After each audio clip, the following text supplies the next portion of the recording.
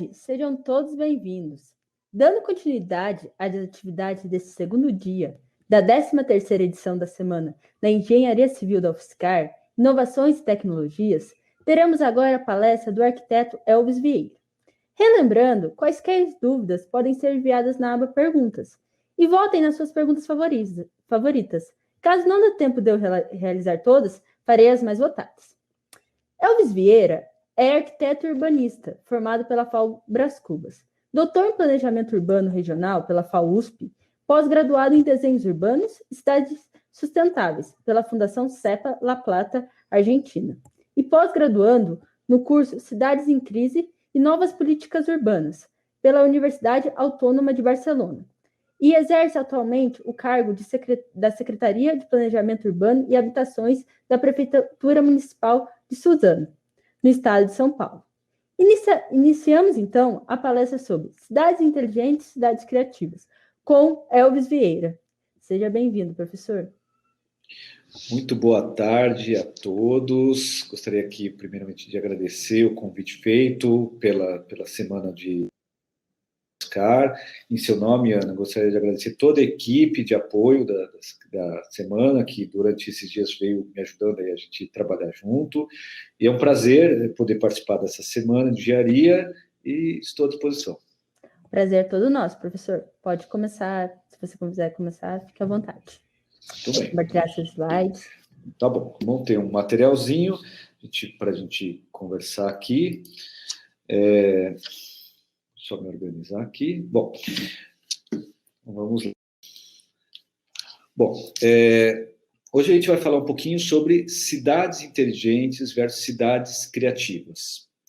Obviamente, eu acho que o tema das cidades inteligentes é um tema que está muito em pauta há anos no nosso planeta. Mas talvez antes de a gente falar nesse tema especificamente, vale a pena a gente fazer algumas reflexões. Muito bem. Bom, primeiro, nós passamos por um momento onde as nossas cidades, as ditas cidades contemporâneas, elas estão interrelacionadas ou interligadas. Seja Nova York, Londres, Hong Kong, Sydney, ou mesmo São Paulo, qualquer efeito ou acontecimento que tenha qualquer uma dessas cidades pode ter reflexos diretamente em outras. Por exemplo, quando a Bolsa de Valores ela cai no Japão, em Tóquio, imediatamente em São Paulo tem esse reflexo na economia. E eu acho que agora, atualmente, um exemplo que é importantíssimo é a questão do Covid-19, que iniciou-se na China e em poucos dias isso estava espalhado no mundo todo. Então é óbvio que as nossas cidades também estão interligadas. Mas também é importante entender como essas cidades se compuseram, se formaram e como chegamos no momento que estamos hoje. O primeiro dado importante é que no início dos anos de 1900, no início do século XX, 10% das nossas cidades no planeta eram urbanas. Isso significa que 10% da nossa população vivia efetivamente no que nós chamamos hoje de cidade. E os outros 90% viviam efetivamente no meio rural, e não no meio urbano. Passado pouco mais de um século, esse efeito se alterou. É justamente em 2010 no que 50% da população passa a morar em cidades. Isso é um efeito importante e é um dado importante, porque em apenas um século de história de cidades, e é bom entender que as nossas cidades são um efeito muito recente, a gente tem indícios de composição de cidade pouco mais de 4 a 5 mil anos antes de Cristo, então é um efeito muito recente na história da humanidade. E em 2010 a gente tem justamente essa divisão, onde 50% da nossa população vive efetivamente em cidade. E há projeções que 10 anos agora, daqui 10 anos, em 2030, há uma tendência que 60% dessas pessoas no mundo viverão em cidades. Obviamente, esse número é um número global, e a gente tem efeitos que acontecem de país a país, de cidade em cidade. Em 2050, essa tendência, então, pouco mais de 20 anos, né? Então a gente está aí com pouco tempo para que isso aconteça, há uma tendência que mais de 75% de todas as cidades do nosso planeta acolha os nossos habitantes de forma dito como um morador urbano ou o homem urbano. Esse efeito tem uma relação direta com a migração, obviamente, a migração do meio rural para o meio urbano. Quando observamos esse mapa do mundial, a gente percebe que países como o Brasil têm um efeito de migração muito maior que outros países, como, por exemplo, a Índia. Enquanto o Brasil possui mais 85% de migração do meio rural para o meio urbano, a Índia ainda é um país relativamente rural. Assim como a China, que em torno de 42% da sua população ainda vivem no meio rural. E qual o reflexo disso? Quando pensamos nessa questão da migração campus-cidade, é bom entender o efeito que isso tem como desenho, como moradia. Então, a gente passa, principalmente no Brasil, de um efeito rural. Então, essa normalmente era a paisagem que o Brasil se tinha até pouco tempo atrás, né? Efetivamente, no início do século XX até meados do século XX, a gente tinha ainda um Brasil muito rural, né? E efetivamente essa paisagem, né, de cidade, dita cidade, né, era dessa forma. E passamos muito rapidamente para esta paisagem, a dita cidade. Não é à toa, talvez os seus avós, né, comentavam que eles, quando moravam em sítios, e falavam que iriam para a cidade. Efetivamente, eles já moravam numa cidade, né? Só que eles moravam no meio rural, né? Mas era muito comum as pessoas falarem que estavam indo até a cidade fazer compras, visitar amigos ou parentes, e essa cidade ela se constrói muito rapidamente. Essa é a imagem de São Paulo, no início do século XX, no qual você tem uma dinâmica própria para atender esse homem urbano que começava a se formar. Percebam que a gente ainda não tem o automóvel tão presente nesse momento, né? As pessoas andam ainda na rua, tem um passeio público muito estreito, porque não se tinha uma relação direta entre a máquina, o automóvel e as pessoas, né? Mas um dado importante é bom observar nessa imagem. Todo o térreo dessa imagem, dessa foto, né, desse trecho de cidade, ele era destinado ao comércio, à prestação de serviços, é onde existia a dinâmica efetiva da cidade. E acima desse piso, normalmente o primeiro, o segundo, no máximo o terceiro piso, que era a tecnologia aqui naquela época, existiam as habitações. Então, era muito comum que esses edifícios, esses prédios eram construídos como edifícios de multiuso. Hoje, uma palavra muito comum no nosso linguajar da arquitetura e das cidades, né? O multiuso, ou mesmo edifícios híbridos. No início do século XX, essas cidades se compunham dessa forma. E como tratar essas cidades e essas pessoas que migravam para esse meio urbano, ganhando-se e dando-se uma qualidade urbana necessária para garantir esse efeito? Outro dado importante está justamente em quantas pessoas somos. Em 2011, extrapolamos a marca de 7 bilhões de habitantes em nosso planeta. Quando observamos essa linha histórica de transformação do nosso planeta, a gente observa que os primeiros 200 milhões de habitantes foi no ano 1 depois de Cristo. E levou-se 1.800 anos, quase 2 séculos, para chegarmos à marca de 1 bilhão de habitantes em nosso planeta. Por outro lado, quando observamos o crescimento esporádico natural, que nós chamamos de crescimento vegetativo de habitantes em nosso planeta, observamos que a cada tempo, a cada marca de bilhão, esse número fica mais próximo, mais rápido. Hoje estamos na marca dos 7 bilhões de habitantes, no qual bateu em 2011. E há uma tendência de marcarmos 8 bilhões de habitantes em 2026. Daqui 6 anos apenas. É muito rápido. Esse tempo é muito curto e, efetivamente, temos que estar preparados para isso. Como isso acontece? Qual esse efeito que isso acontece? Há um dado da Unicef que demonstra que nascem por dia 392 mil bebês por dia. É praticamente uma cidade por dia que nasce no planeta. Por isso esse número tão rápido para se chegar à marca de bilhões. Novamente, como as cidades vão se preparar para abrigar essas pessoas para morar, trabalhar, recriar-se, como diria Le Corbusier com a Carta de Atenas. Outro efeito importante está justamente na taxa de crescimento do nosso planeta. É dito e é certo que a China é o país mais populoso do mundo. Hoje, em 2020, a China tem exatamente 1 bilhão e 400 milhões de habitantes.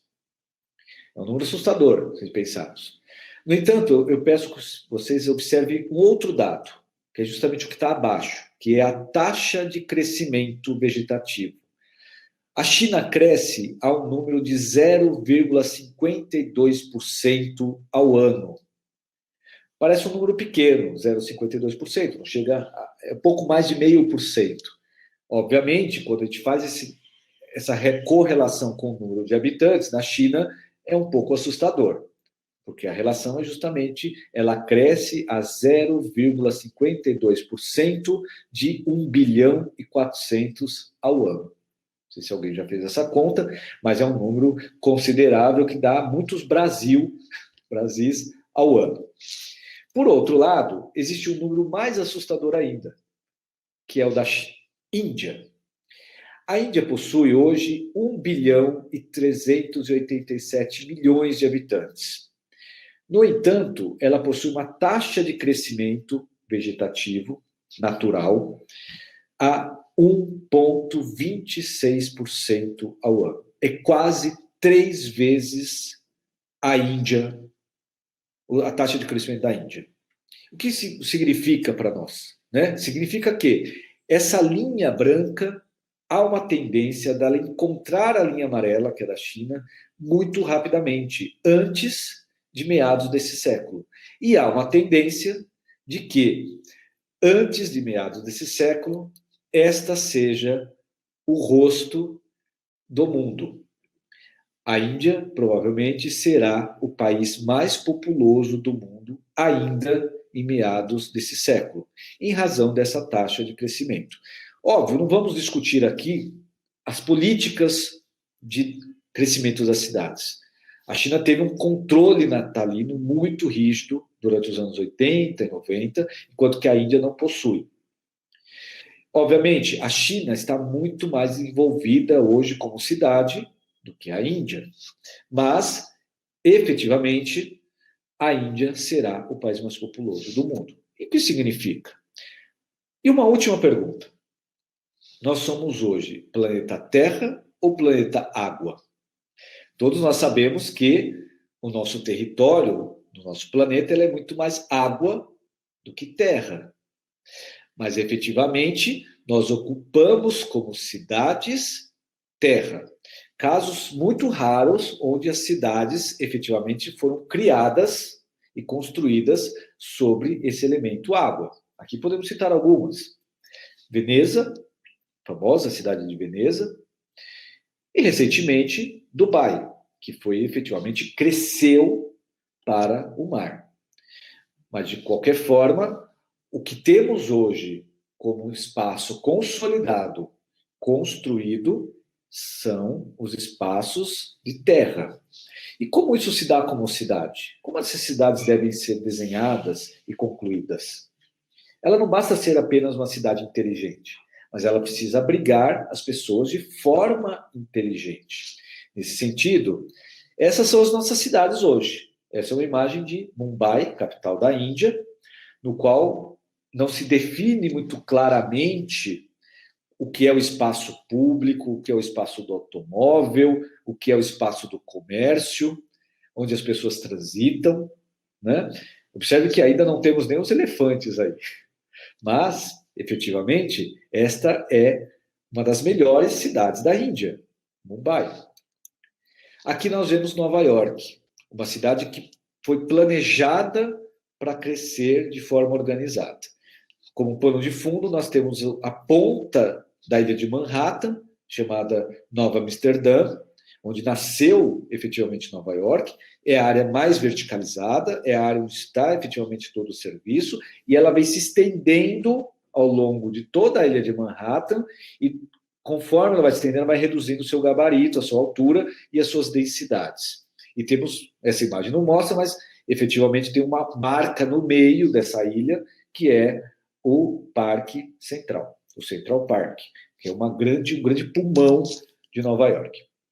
Aqui nós vemos Paris, que historicamente tem a sua importância como desenho de cidade, principalmente o pós-projeto do prefeito, então prefeito Barão Haussmann, no qual se propõe as aberturas dos bulevares, os marcos históricos, e aqui nós temos como principal ponto a Torre Eiffel, de Gustave Eiffel, no qual é uma referência mundial, né? Mas efetivamente o que nos interessa aqui é que Paris é uma cidade que consegue ter um controle do seu desenvolvimento. E uma curiosidade, nós acabamos de ver Nova York e estamos vendo agora Paris. Por incrível que pareça, Paris é muito mais densa do que Nova York. Então, a questão da verticalidade também não é uma estratégia de aumentar o número de pessoas, de densidade, mas sim, nesse caso, Paris ela é uniforme, mas ela é única e se espraia, enquanto que Nova York ela se concentra. E nesse sentido, Paris tem muito mais pessoas do que Nova York.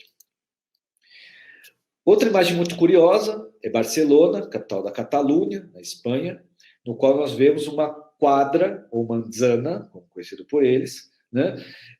Muito regular. Aqui é o projeto de um engenheiro sanitarista, chamado Ildefonso Cerdá, no qual se propõe a expansão de Barcelona ao longo de séculos. É um projeto ainda em meados do século XIX, muito próximo a Paris, mas que, diferentemente de Paris, que se tinha uma casca urbana já pronta, Barcelona se propõe um crescimento linear a partir dessa quadra, também com uma altura regularizada e ajustada. E as cidades chinesas? Xangai é uma grande referência de cidade inteligente pelo mundo, cresceu muito rapidamente, com alta tecnologia, garantindo a possibilidade de ocupar e que as pessoas pudessem morar com uma certa qualidade, né? Mas, efetivamente, há alguns problemas com a cidade do ponto de vista, principalmente, dos espaços públicos que ela oferece. Ou mesmo Singapura, a própria capital da Singapura, que vem demonstrando importantes projetos de desenho de cidade. Aqui, um trecho do centro da cidade, muito curioso, né? Temos um campo de futebol no meio de um grande lago, um dos mais importantes hotéis da cidade, é onde justamente está a maior piscina aérea do mundo, né? E a sua imponência como cidade. E a gente falou de Dubai, nos Emirados Árabes Unidos, né? Aqui nós temos uma imagem do maior edifício do mundo até hoje, e que, efetivamente, é uma cidade que realmente se transformou. Ela sai de um grande deserto para uma das cidades mais importantes do mundo. Claro, com seus problemas. Nenhuma cidade deixa de ter problemas. Uma cidade muito cara de se viver, uma cidade no qual não se tem uma relação direta com o público, com as pessoas, mas é uma cidade espetáculo, como a gente costuma dizer, como foi Las Vegas nos anos 70, 80. E aqui a gente vê uma imagem da cidade do México, capital, no qual, diferentemente das cidades que a gente viu na Europa e na Ásia, são cidades, como várias cidades na América, e na América Latina em particular, que foram crescendo de forma espontânea, sem muito planejamento. Aqui a gente percebe uma ocupação muito grande, muito alta sobre a cidade, poucos vazios, que são os grandes viários, ou, como a gente vê, um grande vazio tanto à direita como à esquerda, que são elementos do poder público. Ou mesmo a famosa cidade de Medellín, na Colômbia, capital de Antioquia, no qual ficou muito conhecida essa cidade por conseguir transformar a cidade, já foi uma das cidades mais perigosas do mundo por conta do narcotráfico, e que no qual é possível pensar uma cidade equilibrada do ponto de vista social. Uma cidade muito curiosa, essa que chama Seaside, nos Estados Unidos, é a primeira cidade pensada sem o automóvel. Obviamente, vocês estão vendo os automóveis aí, mas há setores da cidade onde você não entra com o automóvel. Você para com ele na borda e você anda efetivamente a pé sobre esses espaços. E São Paulo, a maior cidade da América Latina, um dos pontos econômicos mais importantes do mundo, e que no qual existe uma densidade urbana muito alta. E só para fechar, Pedra Branca, em Santa Catarina, Palhoça, uma cidade também pensada sobre os mesmos moldes de Seaside, nos Estados Unidos, no qual existem grandes trechos da cidade onde você somente anda a pé. Você consegue trazer realmente o que um arquiteto dinamarquês defende, chamado Ian Gell, é a cidade para as pessoas. Tudo isso para a gente refletir apenas sobre como moramos, onde vivemos. O nosso planeta também é feito de pessoas. As pessoas vivem nessas cidades, moram nessas cidades de alguma forma. E precisam morar bem, trabalhar bem. Elas exploram o espaço público da cidade, de alguma maneira. Mas como tratar isso em nossa cidade? Como conseguirmos desenharmos cidades efetivamente inteligentes? Essa questão é colocada principalmente sobre dois aspectos sobre o meu olhar. O primeiro aspecto importante da cidade é o morar. Todas as pessoas moram em algum lugar. Perdão. Todas as pessoas moram em algum lugar. Todas as pessoas almejam uma casa. E a dúvida que fica é sempre como morar? De que forma morar?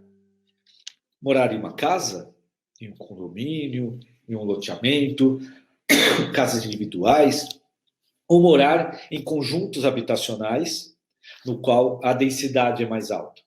E se esses conjuntos habitacionais não fossem só conjuntos habitacionais, como é o caso desse famoso projeto chamado 18 House, em Copenhague, de um escritório chamado Benji Engers, da Dinamarca, no qual ele propõe, além da habitação, serviços, comércios, e aí você tem uma dinâmica, é quase uma cidade dentro de um edifício.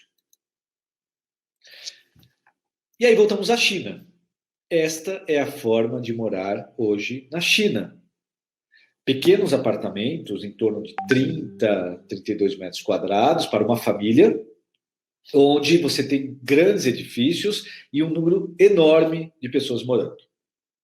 Então, essa é uma questão que precisa ser debatida sobre a tal cidade inteligente. É o morar, porque todos nós moramos em algum lugar.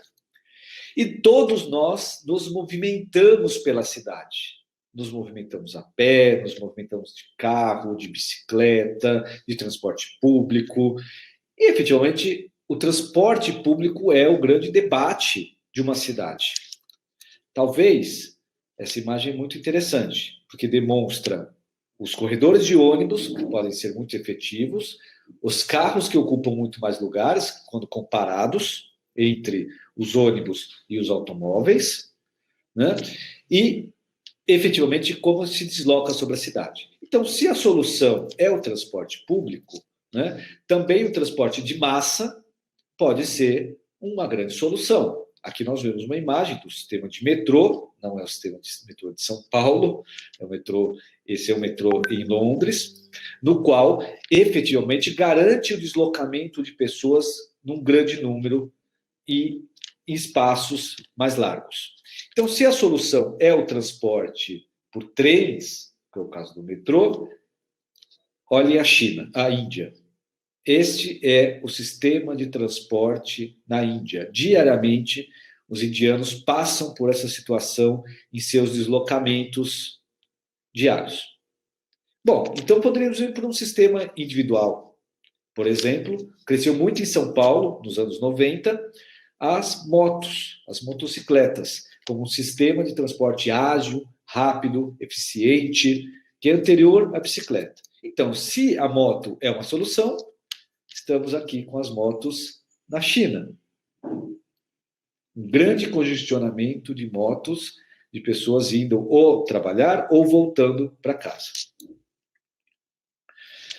E efetivamente chegamos ao tema que nos interessa: cidades inteligentes. Quando falamos em cidades inteligentes, sempre nos vem à mente a tecnologia. E é óbvio que a tecnologia, hoje, nos ajuda muito. Se fizermos um comparativo, muita coisa nós conseguimos avançar em razão da própria pandemia do Covid-19. Estamos aqui hoje fazendo uma palestra virtual, eu aqui do meu lado, né, Suzano, vocês aí são e possivelmente outras pessoas assistindo esse mesmo debate em vários lugares do nosso estado, do nosso país, ou quem sabe até do mundo. A tecnologia realmente nos ajuda muito, os aplicativos, a forma de controle e etc. Mas será que só isso se faz uma cidade inteligente? Cidade inteligente realmente remete ao futuro. E quando a gente fala em futuro, essa imagem é muito clara. Os Jetsons foi lançado em 1962, no qual se passava no cenário das cidades em 2062, 100 anos após, no qual os automóveis voavam, você tinha uma empregada robô, era possível fazer uma videochamada e essa cidade inteira era controlada. Parte disso já acontece. Estamos aqui usufruindo desse sistema. Talvez as empregadas não sejam um robô perfeito, mas eu já tenho aspiradores, eu já tenho liquidificadores, eu tenho outros equipamentos que fazem o papel desta robô. Talvez os nossos automóveis ainda não voam. Mas, efetivamente, sempre a questão da tecnologia está ligada ao futuro das cidades. E eu acho que esse desenho remete muito a isso nesse sentido. Nesse sentido, um grupo de arquitetos nos anos 60, próximo aos Jetsons, propõe as cidades em movimento. O grupo Arquigram se propunha que as cidades poderiam se locomover ao longo do seu território em razão das necessidades das pessoas. Isto, obviamente, é uma fotomontagem, nunca foi levado em consideração, nunca se chegou-se a concretizar esse projeto, ficou apenas no campo das ideias, mas era, novamente, uma ideia de futuro de cidades. Se pensarmos dessa forma, Brasília, no seu plano diretor, novamente em 1960, no mesmo período, Lúcio Costa propõe a capital do nosso país. É o futuro do nosso país. E realmente, quem chegava lá, nesse período, muitos falavam que estavam em outro planeta.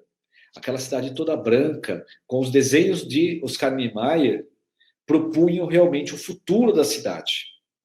Será que essa cidade é inteligente? Lúcio Costa propunha uma cidade no conceito da Carta de Atenas, defendida por Le Corbusier, no qual cada setor da sociedade ele era separado. O eixo monumental, que é esse central, se tinha os serviços, todos os palácios e os congressos e os ministérios, enquanto que as asas se morava. E você transitava por esses grandes eixos. Hoje, se tem grandes debates sobre esse tema. Afinal, quem mora nas asas em Brasília, muitas vezes precisam pegar um automóvel para comprar um simples pão ou um remédio, porque o deslocamento é muito grande. E isso gera custo, e isso perde qualidade de vida. E aí voltamos à ideia da Smart City, ou das cidades inteligentes, e que ela pode estar em vários aspectos, no campo da indústria, no campo da segurança, no campo da alimentação, dentro da nossa casa, na economia de energia, na economia de água, no controle desse sistema, ou até mesmo num carro automatizado. Quando, há 20 anos atrás, pensávamos em chamar um táxi por um aplicativo.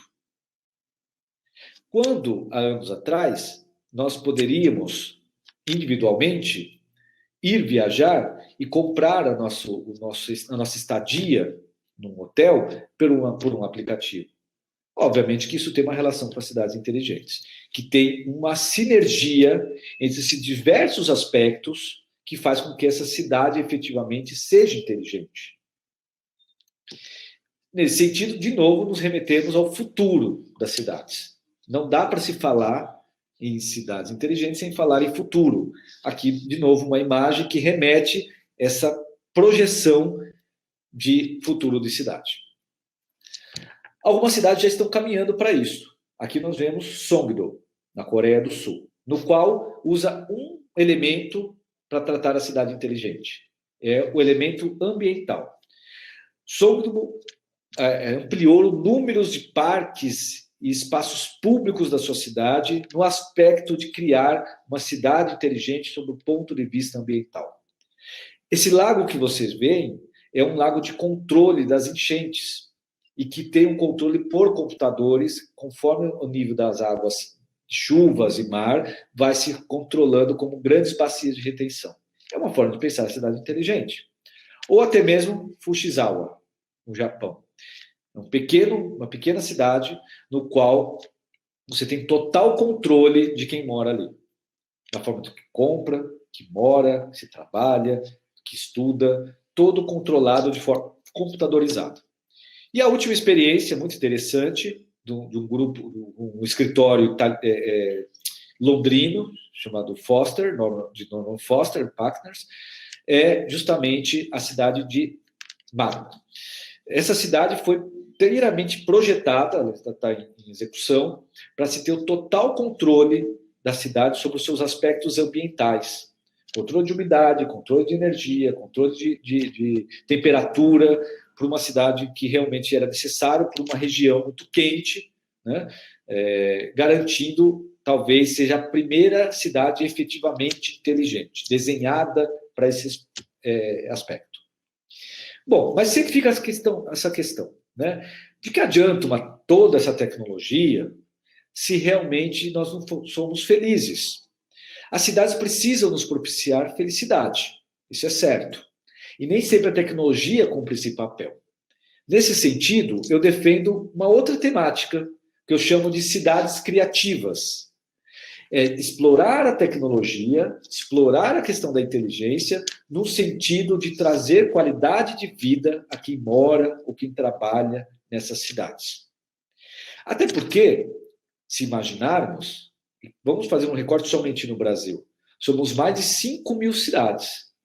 Não é possível nós reconstruirmos todas as nossas cidades novamente. Nossas cidades precisam ser adaptadas tempo a tempo. E, nesse sentido, elas precisam ter criatividades para garantir a tal inteligência sobre as cidades.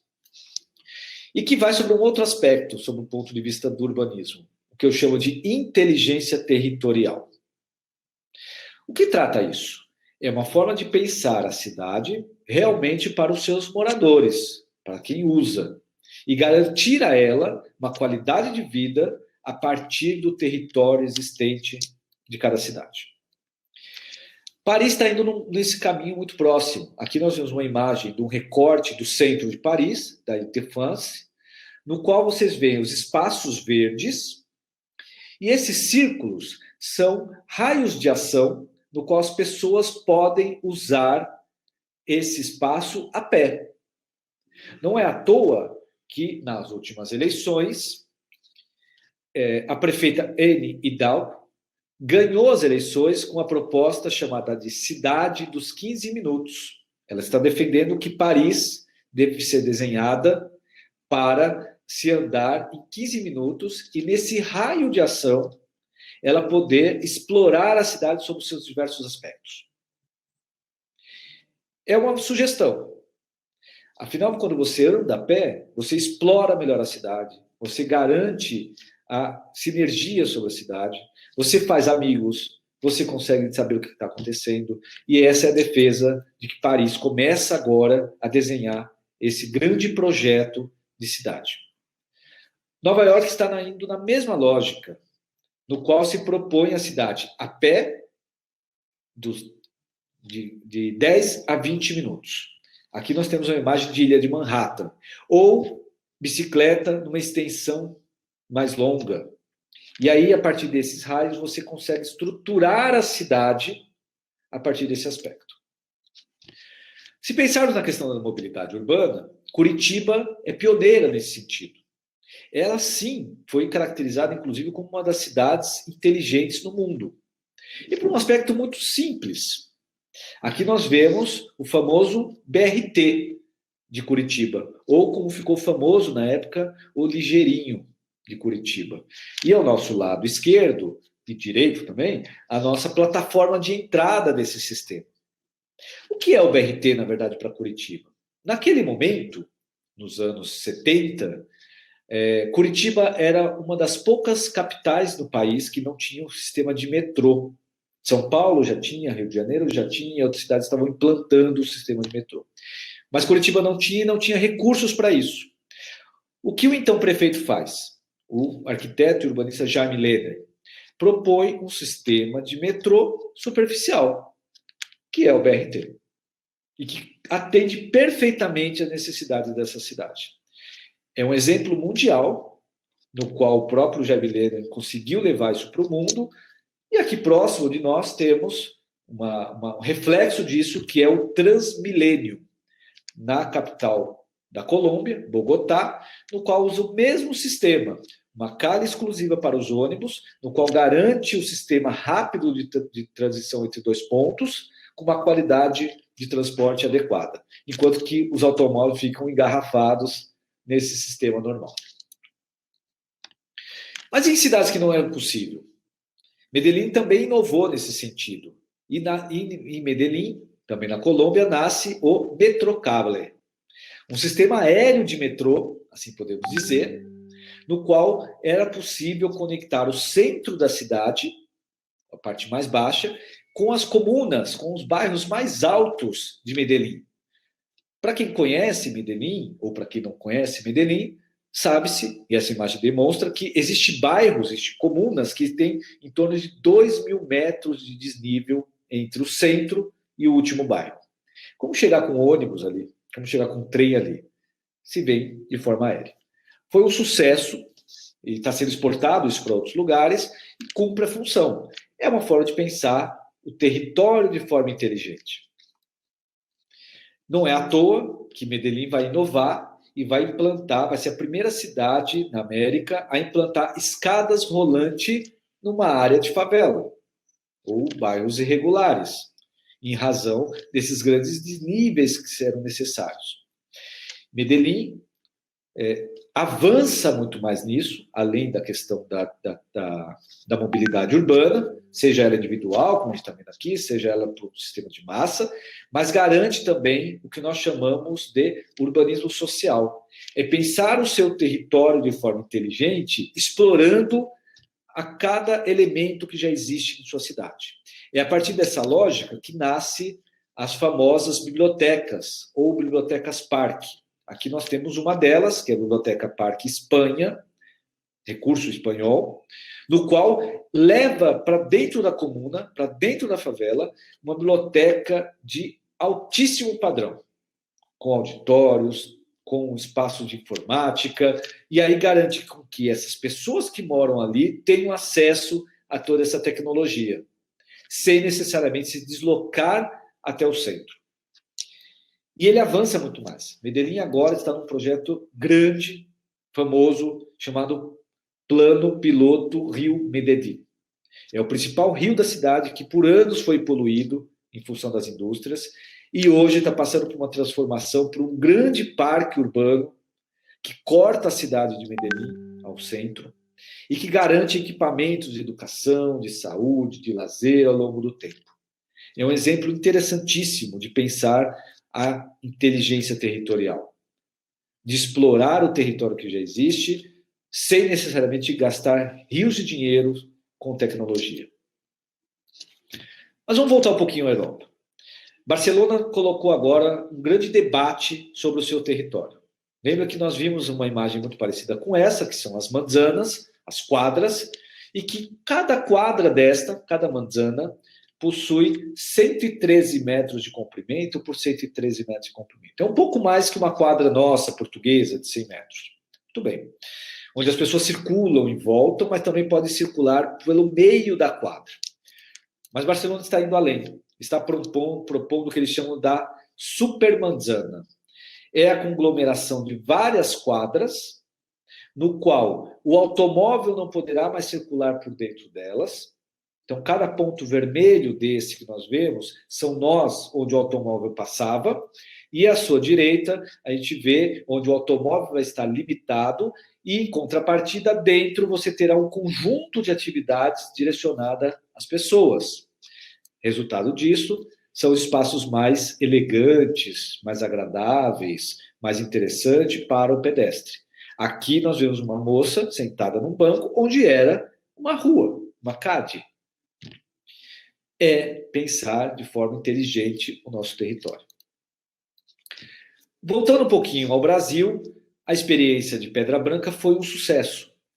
Projeto coordenado pelo grupo do arquiteto Jaime Lerner, do Brasil, com um escritório norte-americano, DCP, no qual propõe-se uma cidade de baixa densidade, onde o pedestre, as pessoas, têm a maior importância.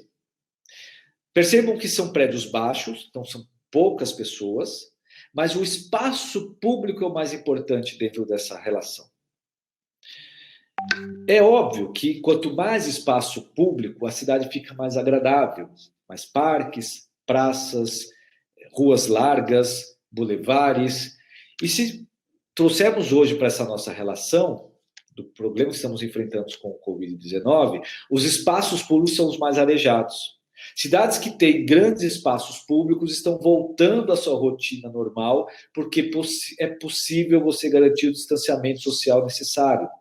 Ruas mais largas, calçadas mais largas, etc. Nesse sentido, esse gráfico de Berton propõe para nós uma importante relação. Quanto tempo, qual a distância ideal para cada equipamento? Uma escola, uma UBS, um centro comunitário? Quanto uma pessoa precisa andar?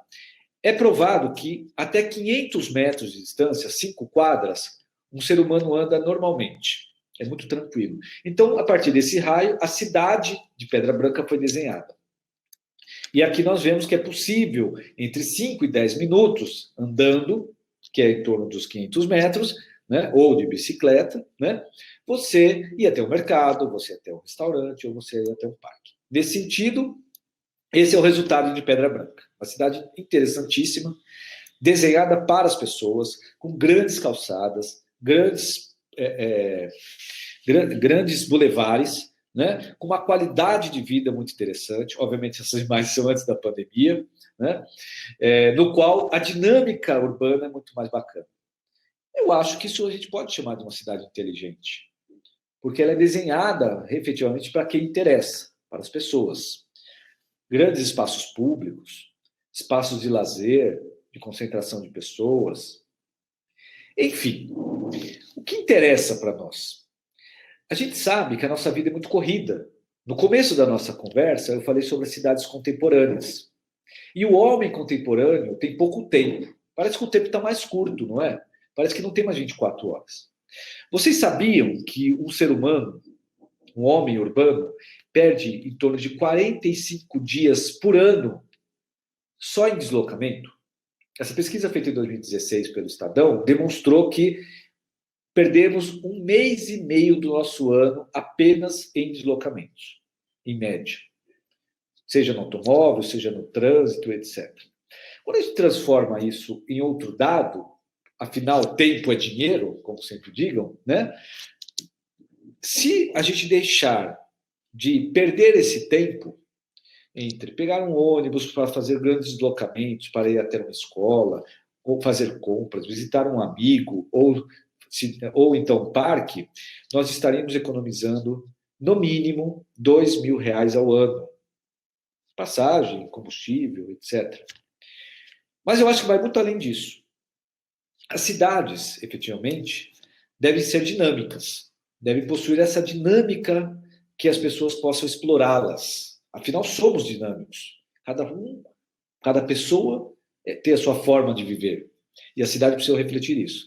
As cidades inteligentes vão tratar isto, vão ter como elemento principal não somente a tecnologia, mas o ser humano. Nesse sentido, é óbvio que a cidade inteligente não deixa de ser mais uma utopia, como eram os desenhos dos Jetsons, lá em 1960, como era a proposta do grupo Arquigram. Mas é necessário pensar melhor esse futuro. Nesse sentido, além da tecnologia, é importante pensar nas pessoas. É importante pensar nessa dinâmica, esse vínculo entre os amigos, os familiares, mesmo os estranhos que nós cruzamos na cidade. Afinal, a tecnologia pode nos ajudar. Quem aqui, entre nós, não tem mais de 5 a 6 mil amigos no Facebook ou no Instagram? Mas vocês já pensaram entre esse rol de amigos, quantos efetivamente vocês conhecem? Vocês vão até a casa? Vocês podem contar? As nossas cidades precisam fazer isto. Ter vínculos maiores. Nesse sentido, eu defendo que a amizade é muito mais importante. E eu acho que esse desenho do Snoopy deixa muito claro isso. Eles brigavam, eles faziam todas as peripécias que precisavam, mas no fim eles eram grandes amigos. E viva as cidades inteligentes. Muito obrigado. Eu que agradeço, professor.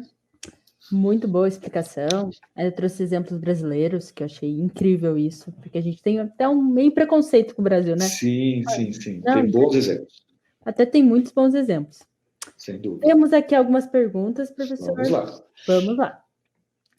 A primeira é do Marcos Martins, e ele quer saber como as cidades inteligentes podem contribuir para o desenvolvimento da saúde coletiva. Vamos lá. Marcos, como a gente faz uma responda, é isso?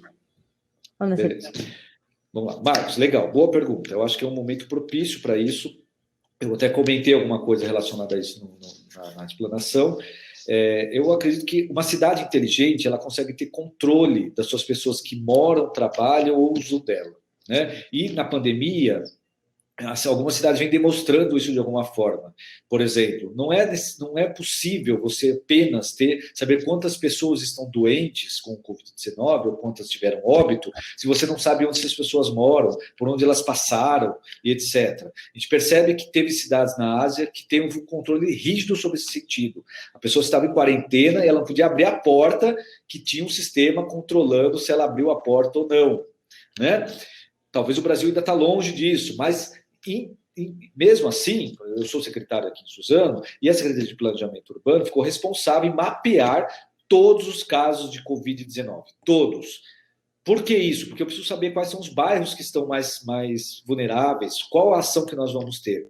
E do ponto de vista como cidade inteligente, né, eu acho que cidades que têm um espaço público muito mais agradável, mais aberto, isso propicia a retomada, né, do nosso novo normal, né, de forma muito mais rápida, dinâmica e inteligente nesse sentido. Excelente, professor. Vamos para a próxima pergunta, que é da Amanda, e ela quer saber. Existem algumas cidades que foram construídas do zero. E definidas como cidades inteligentes? Até que ponto atualmente é inteligente construir uma cidade do zero? Ótima pergunta, Amanda. Vamos lá. Bom, realmente, teve cidades que poucas cidades no mundo nasceram do zero, né? Durante os anos 60, Brasília é um ícone sobre esse sentido, até por conta do movimento moderno, né, dentro do urbanismo, coordenado por Le Corbusier, na França, e trazida para o Brasil por Lúcio Costa, Oscar Niemeyer e toda a sua equipe. Brasília é um ícone de cidade construída do zero, de uma capital, né? E que naquele momento poderia se dizer que era uma cidade inteligente, porque se defendia, né, a setorização da cidade, se mora num ponto, se trabalha em outro, se tem recreação em outros, né? Hoje, né, essas cidades não são ditas tão inteligentes como a gente imaginava, porque o deslocamento, que é um elemento importante da cidade, um elemento caro, custoso, que leva tempo, né? Nós vimos lá, as pessoas perdem 45 dias no ano, né, só em deslocamento. Então, elas não podem mais ser tão inteligentes, né? Em contrapartida, por exemplo, Pedra Branca, aqui em Palhoça, em Santa Catarina, né, foi pensada como uma cidade mais enxuta para as pessoas, efetivamente, né? Então, as cidades inteligentes também não necessariamente precisam ser de alta tecnologia, né? A gente viu algumas que estão sendo colocadas em prática aí, né? Aquela no Emirados Árabes, do grupo do Foster, eles estão até desenhando um automóvel autônomo, né? Legal, nossa, é alta inteligência, né? Mas ainda dependendo da tecnologia, né? Quando a gente compara com Curitiba, eu acho muito mais inteligente do ponto de vista do território, né? A proposta do BRT para Curitiba do que um carro autônomo, né? Que depende efetivamente de uma alta tecnologia. Com certeza, professor, com certeza. Vamos para a próxima pergunta Vamos lá. do Engels Carvalho. Por que as principais cidades brasileiras têm dificuldade de se tornar inteligentes e criativas como Barcelona, Singapura, Viena, Paris, entre outros? Eu acho que assim, o mundo vive em disputas, né? O meu primeiro slide mostra um pouco isso, né? O que acontece lá em Hong Kong, né, vai refletir aqui no Brasil. A pandemia demonstrou isso. Então, sempre há essa corrida para ou você se equiparar a uma cidade ou ser melhor que ela. Né? Obviamente que é difícil você se equiparar com cidades europeias. Né? Barcelona nasceu há 4.000 anos antes de Cristo. Né? Então, ela tem uma experiência muito maior e nem estamos falando de cidades como, por exemplo, na Ásia, né? Na China, que tem muito mais tempo que o continente europeu. Né? Então, não é nem pela questão do tempo, mas essa busca incessante, né? Até dos administradores públicos, de demonstrar que a sua cidade é melhor que a outra. Eu acho que é uma concorrência natural e saudável, desde que seja saudável, obviamente, né? Porque ela não tá roubando nada de ninguém. Né? É uma competição importante para que todos ganhem. Né? Mas é muito comum. Isso, a própria história da cidade vem demonstrando isso ao longo do tempo. Né? É só lembrar, né? Paris foi a primeira cidade iluminada do mundo. Né? É bom lembrar isso. Né? E a partir dali, todas as cidades quiseram ter a sua própria iluminação, né? Se equiparar a Paris. É difícil, né? Mas não é impossível. Muito obrigado, professor. Vamos para a próxima pergunta. É do Guilherme Soares. A alta populacional tem sido vista mais nas cidades médias e de grande porte, mais oportunidades. Cidades de pequeno porte pode se tornar inteligente em meio a maior escassez de recursos? Eu acredito que sim. Eu entendo que a questão das cidades inteligentes, e aí eu acho que a inteligência territorial ganha muito mais força nesse sentido, ela não necessariamente já está coligada à questão de recursos. Né? Com poucos recursos, uma cidade consegue trabalhar de forma inteligente. Né? Se você imaginar que, por exemplo, um bom plano diretor para a cidade, uma boa lei de usurpação do solo, no qual determine um outro tema que eu defendo muito, que chama-se bairros completos. O que significa? Né? Num pequeno raio de ação de um bairro, deve ter minimamente algumas atividades ali funcionando. Né? Um bom comércio, uma padaria, um açougue, uma pequena escola, um UBS, onde as pessoas se deslocam a pé para fazer todas as suas atividades. Né? Então, sem recurso, apenas com uma legislação bem resolvida, você consegue. Obviamente que aí você vai incorporando a tecnologia nisso. Né? Vamos então, a partir disso, colocar sistemas semafóricos inteligentes, né, para o pedestre, por exemplo, que quando tiver uma capacidade de pedestre ali para atravessar a rua, o próprio semáforo fecha e as pessoas atravessam. Né? Então, assim, aí você vai somando, mas ele deve nascer antes, defendo eu, como inteligência territorial, para depois dar o passo da cidade inteligente. Entendi, perfeito, professor. Primeiramente, só deixa eu pedir para o pessoal, gente, vão enviar o feedback aí nos comentários, é bom responder para garantir o certificado e para a gente estar cada vez melhorando também. Ainda temos um tempinho para as perguntas, podem continuar votando nas perguntas favoritas suas, e se tiverem algumas, vão mandando, que a gente vai tentando fazer. Vamos para a próxima pergunta, que é do Douglas Henrique da Silva. Até que ponto é papel de políticas públicas a transformações de cidades e seus desenvolvimentos? Onde encaixa o papel social dessa ideia? Quantas vezes ela não engloba a real realidade do povo pobre? Muito bem, a pergunta é fabulosa, Douglas, importantíssima. Vamos lá. Bom, até como eu estou hoje graduando num curso na Universidade de Barcelona, que trata disso, dessas novas políticas urbanas, né? E realmente o papel do poder público é fundamental para que isso aconteça, para que essa cidade evolua, né, para se chegar à tal da cidade inteligente. Né? Um bom gestor, não falo nem administrador, mas um bom gestor, né, que seja o prefeito ou não, né, ele precisa ter ciência que ele precisa preparar a cidade para curto, médio e longo prazo.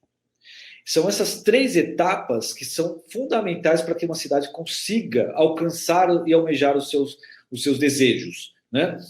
E garantir também que seja de forma equilitária. Não adianta eu pensar uma alta tecnologia no centro da cidade, onde tem câmeras de alta tecnologia, semáforos e isso e aquilo, e eu vou para a periferia e lá não tem esgoto. Né? É bom lembrar que muitas cidades do nosso país não têm água encanada, muito menos também de esgoto, que é um problema enorme de saúde pública sobre o nosso país. Né? Então, eu preciso criar estratégias que equilibrem o território do ponto de vista social. Nós sabemos que as pessoas que mais precisam do poder público é a baixa renda. Né? Inclusive, com a questão da pandemia, essa tendência de aumentar o número de famílias que estão migrando para essa baixa renda é muito maior. Né? Então, há necessidade dessa leitura. Medellín, né, foi um grande exemplo nesse sentido, o que eles chamam de urbanismo social. Né? Não é porque existe uma favela ou uma comuna, como ele diz lá, que eu não posso ter qualidade. Os primeiros equipamentos de alta tecnologia e alta qualidade foram nas favelas. Agora eles estão começando a construir equipamentos públicos de alta qualidade no centro, mas primeiro foram as favelas. Todas as comunas hoje, em Medellín, possuem pelo menos uma biblioteca. Possuem pelo menos, apesar de não mostrar ali, uma UVA, que não é a nossa uva, uma UVA, uma unidade de vida ativa. É um centro de atividades, que tem quadra, que tem escolas, que tem informática, e aí você estrutura e vai equilibrando socialmente a cidade. Incrível. Vamos para a próxima pergunta.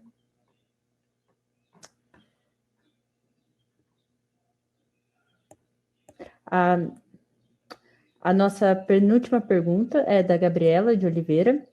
Como propor cidades inteligentes no Brasil quando ainda se tem um déficit habitacional gigante e precárias condições de acesso à água e ao saneamento básico? Muito bem, Gabriela.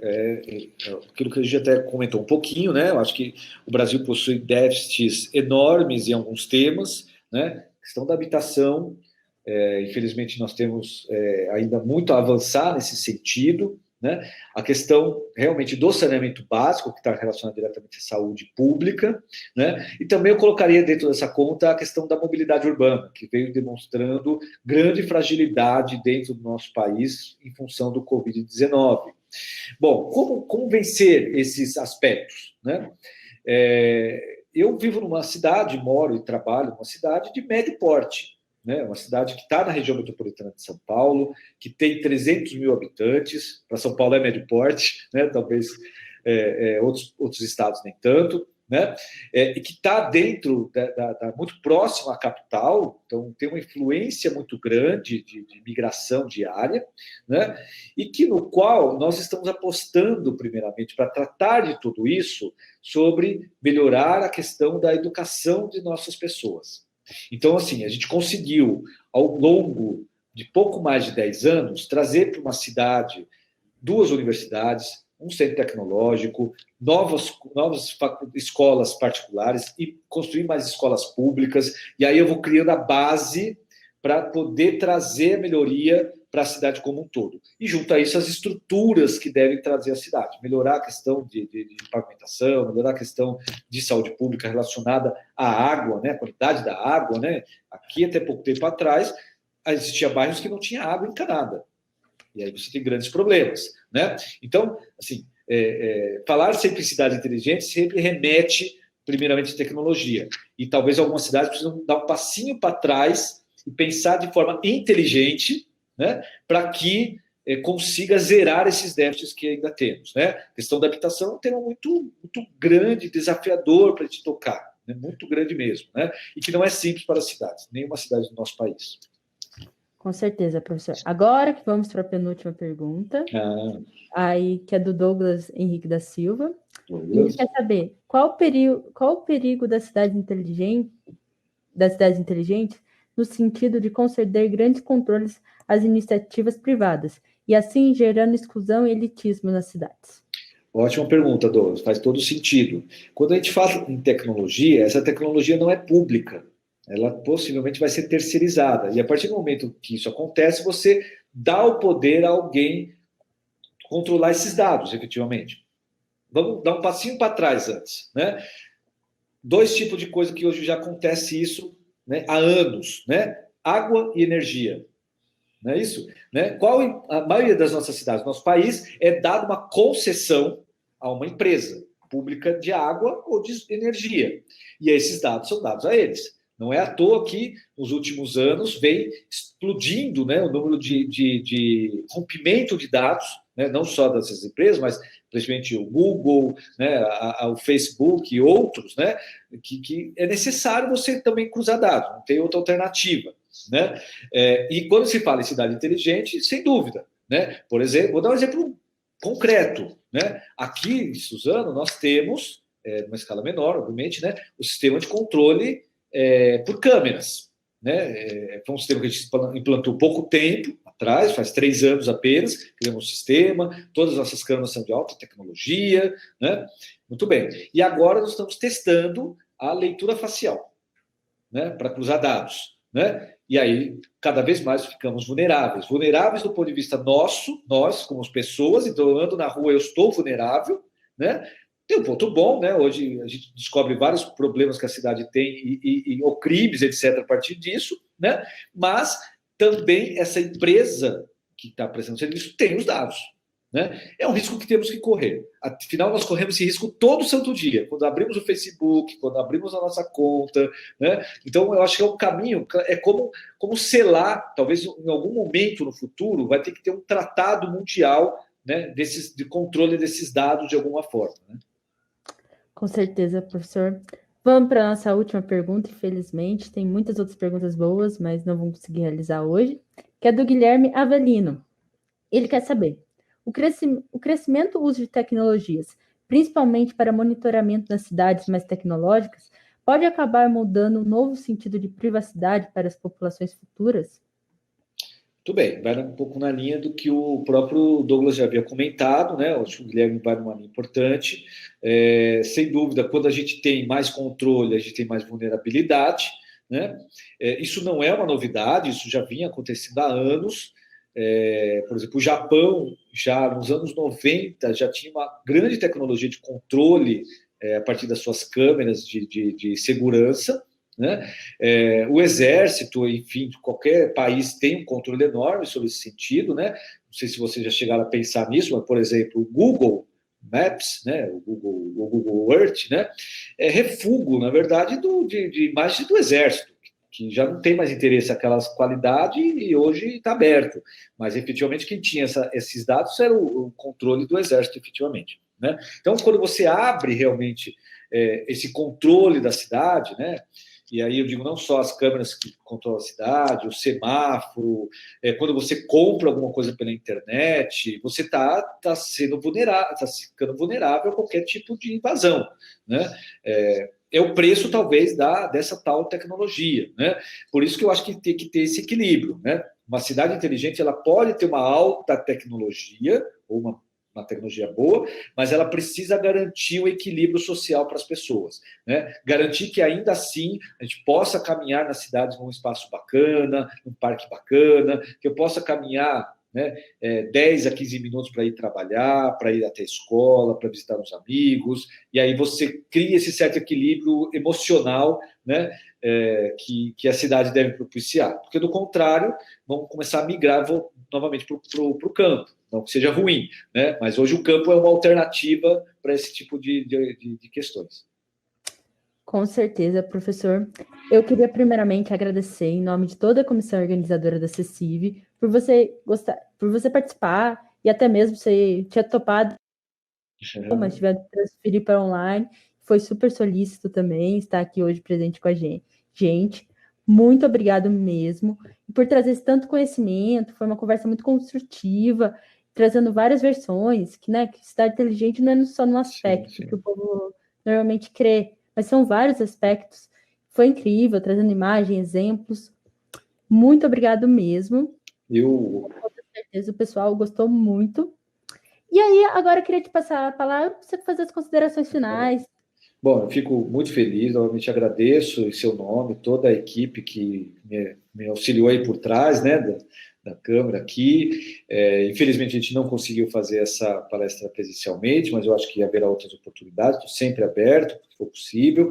Parabenizar toda a equipe da Semana de Engenharia, porque, como eu comentei com você, eu acho que vou falar aqui publicamente, eu acho que é muito interessante quando vocês abrem a possibilidade de outros campos da engenharia, fora da engenharia, participar dessa semana e abrir o aspecto de debate. Eu acho que isso é fundamental dentro do conhecimento em geral, né? A gente está passando por um período difícil, onde, infelizmente, os nossos governantes não dão o devido valor à pesquisa, ao ensino e às descobertas, né? E eu acho que a gente não pode desistir disso, né? A educação é fundamental para que um povo possa evoluir, né? Então, eu fico muito feliz. Imagino que tem bastante gente participando, isso é muito grato poder participar de um momento como esse, que foi a Semana de Engenharia da UFSCar. Sempre à disposição e muito obrigado. A honra é toda nossa, professor. Muito obrigado mesmo. E agora, para finalizar, pessoal, queria dar os últimos recados. Primeiramente, não esqueçam de responder o feedback, que é muito importante para a gente estar cada vez melhorando, e além de garantir o seu certificado, que eu acho que muita gente está querendo também. E para finalizar, queria falar que agora às 4h30 terá uma mesa redonda sobre carreira executiva, carreira empreendedora, e agora com a executiva da Saint-Gobain, Paula Petroni, e a empreendedora digital Leila Brito. Vai ser imperdível, espero com todos lá. Até mais tarde.